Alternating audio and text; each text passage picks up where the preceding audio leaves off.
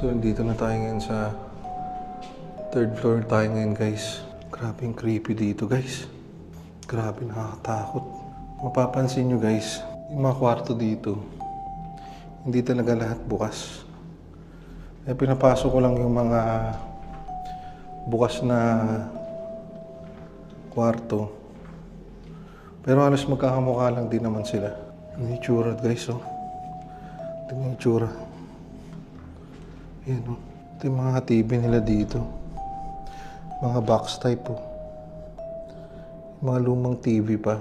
Pero mapapansin nyo, guys, yung mga sahig dito is carpet siya.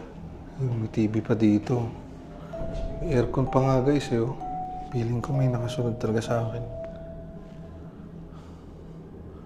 So, may isa pang kwarto dito.